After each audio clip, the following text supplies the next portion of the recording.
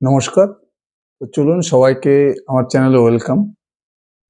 আজকের ভিডিওতে আমি দুটো সেক্টর নিয়ে আলোচনা করব। এই দুটো সেক্টরে দেখবেন মোটামুটি লাস্ট যদি আপনি ১ থেকে ১.৫ বছর দেখেন, দুটো সেক্টরের অবস্থা খুবই খারাপ ছিল। কিন্তু মোটামুটি Q1 থেকে Q1 FY 26 থেকে কিন্তু দুটো সেক্টরে দেখবেন ধীরে, ধীরে কামব্যাক করছে। কামব্যাকটা মোটামুটি Q4 থেকে শুরু হয়ে গেছিল।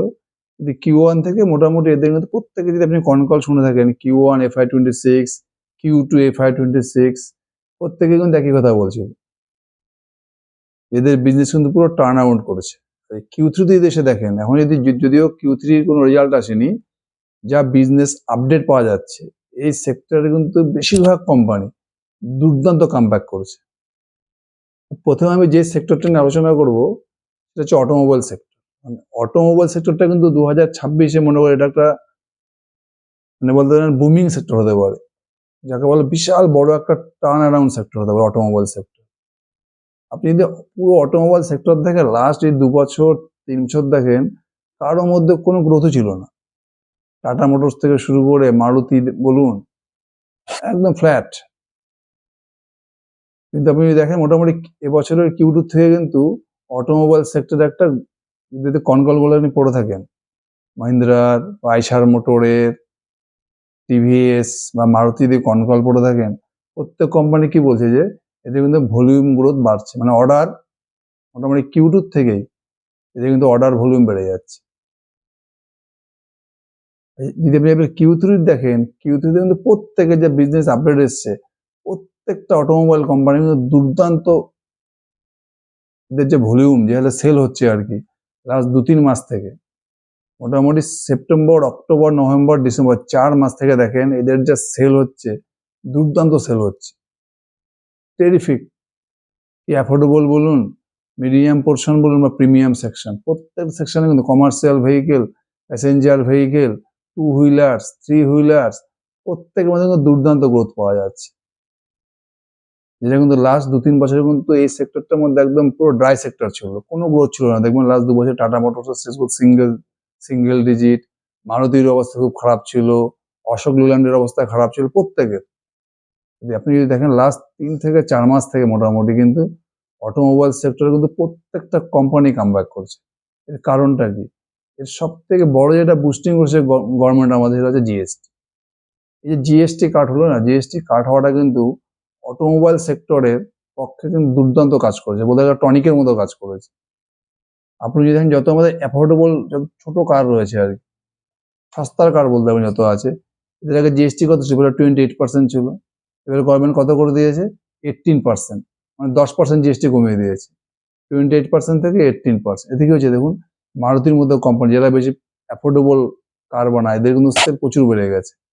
টাটা মোটরসের প্রচুর প্রোডাক্টের সেল বেড়ে গেছে, অশোক লেল্যান্ডের সেল বেড়ে গেছে। তারপর যেগুলো মিড পোর্শনের কার আর কি গাড়ি বলতে পারেন, সেগুলোর ক্ষেত্রে কি করেছে দেখুন, মিড এবং প্রিমিয়াম হাই রেঞ্জের যেগুলো ছিল এদের এদের আগে কি ছিল, যেগুলো একদম হাই রেঞ্জের গাড়ি যেগুলো আর কি, ফরচুনার, টয়োটা, বোলেরো, এর থেকে যারা হাই রেঞ্জের গাড়ি দেখুন এদের কি ছিল, এদের 28% জিএসটি ছিল, সঙ্গে ছিল 22% সেস ছিল, যে লেভি দিতে লাগে, লেভি মোটামুটি 50% ছিল, সেটা গভর্নমেন্ট কমিয়ে কি করেছে 40% জিএসটি করে দিয়েছে, মানে সেসটাকে পুরো বন্ধ করে দিয়েছে। মানে আগে একটা প্রিমিয়াম গাড়ি নিতে গেলে আপনাকে 28% জিএসটি দিতে হতো, সঙ্গে 22% সেস, টোটাল 50% দিতে হতো। এখন কি করে দিয়েছে না, ফ্ল্যাট করে দিয়েছে 40% জিএসটি, মানে প্রায় 10% আপনার বেঁচে গেল সেফ। যদি ইভি ক্ষেত্রে তো কোনো কথাই নেই, ইভির ক্ষেত্রে মাত্র 5% জিএসটি ইলেকট্রিক ভেহিকেলের ক্ষেত্রে। এই 3টে জিএসটি রিফর্ম করাতে কিন্তু দেখুন পুরো অটোমোবাইল সেক্টর টার্ন আউট হয়ে গেছে, প্রত্যেকটা কোম্পানি। আপনি একটা কোম্পানির Q3 যদি বিজনেস আপডেট দেখেন, তাহলে দেখুন টাটা মোটরস এদের Q3 তে ভলিউম গ্রোথ হচ্ছে 24%। টাটা মোটরসের এবছরের Q3 তে ভলিউম গ্রোথ যে লেটেস্ট আপডেট এসছে 24% ভলিউম গ্রোথ করেছে। যে টাটা মোটরস লাস্ট 2 বছর থেকে দেখুন 5%, 6%, 2% করে ভলিউম গ্রোথ করেছে। তার মধ্যে যে ইয়েটা আছে না, অ্যাফোর্ডেবল এবং মিডিয়াম যে পোর্শনটা আছে, এখানে ভলিউম গ্রোথ আছে 40%। আর যেটা হেভি ভেহিকেলস, এখানে ভলিউম গ্রোথ আসছে প্রায় 31%। বুঝতে পারছেন কিভাবে এদের বিজনেস কিভাবে গ্রোথ করছে। আর যদি ইভিতে দেখেন, ইভিতে 50% গ্রোথ করেছে। টাটা মোটরস ইলেকট্রিক ভেহিক্যাল পোর্শনে প্রায় 50% গ্রোথ করেছে। বুঝতে পারছেন কি হারে গ্রোথ করছে, মানে কোম্পানি কি করে টার্ন আউট করেছে।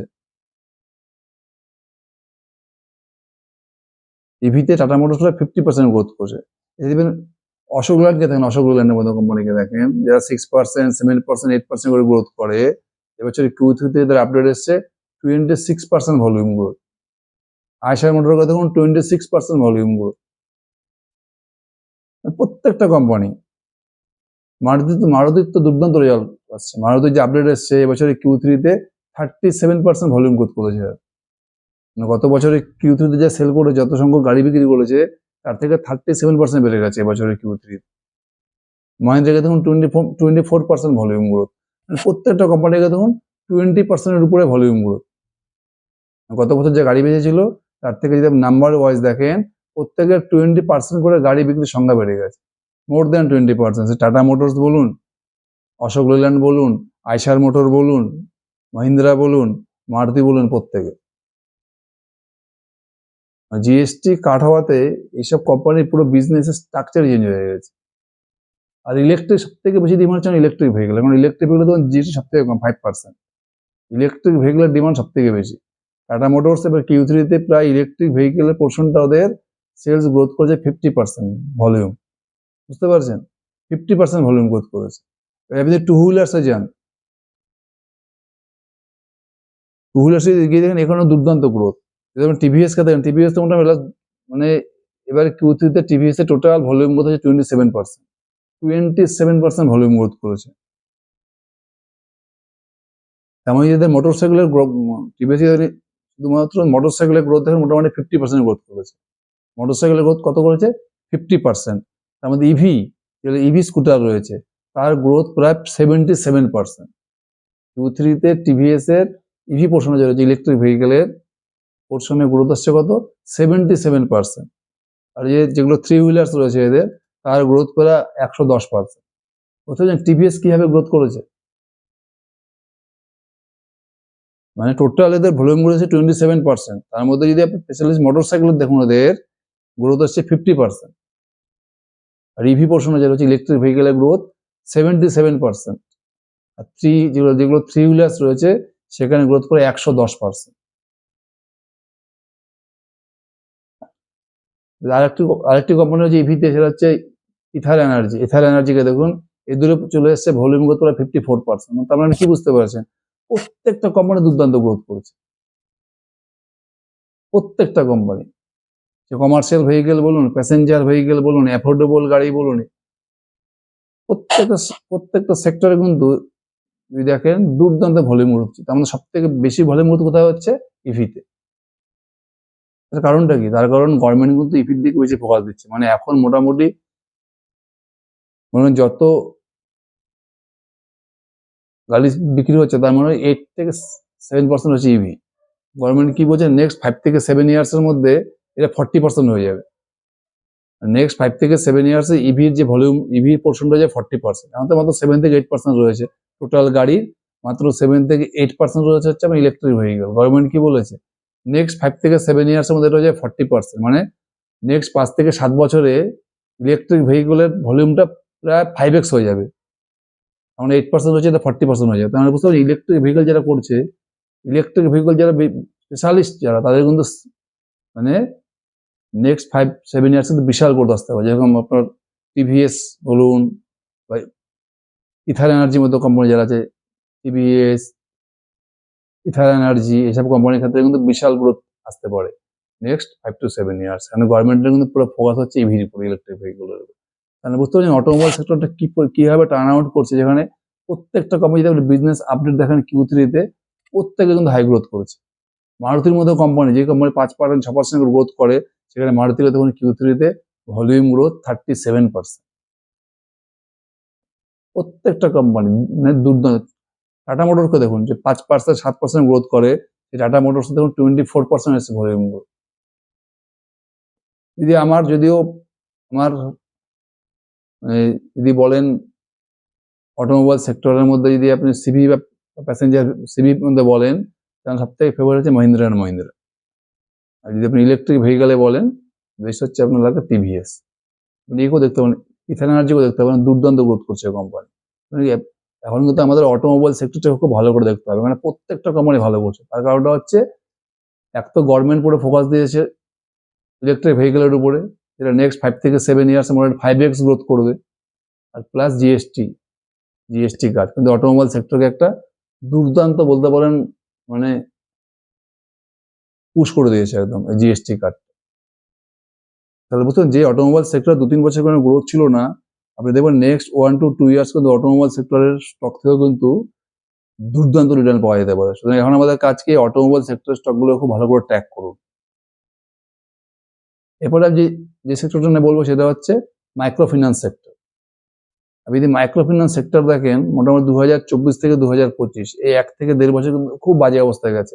প্রত্যেকটা মাইক্রো ফিন্যান্স কোম্পানি, সে ব্যাংক বলেন, যেগুলো পিওর মাইক্রো ফিন্যান্স কোম্পানি বলেন, আরমান ফিনান্সিয়াল, ক্রেডিট অ্যাক্সিস গ্রামীণ ব্যাংক, স্যাটিন ক্রেডিট কার্ড, এই ধরনের যারা পিওর এনবিএফসি, যারা শুধু মাইক্রো ফিন্যান্স নিয়ে কাজ করে।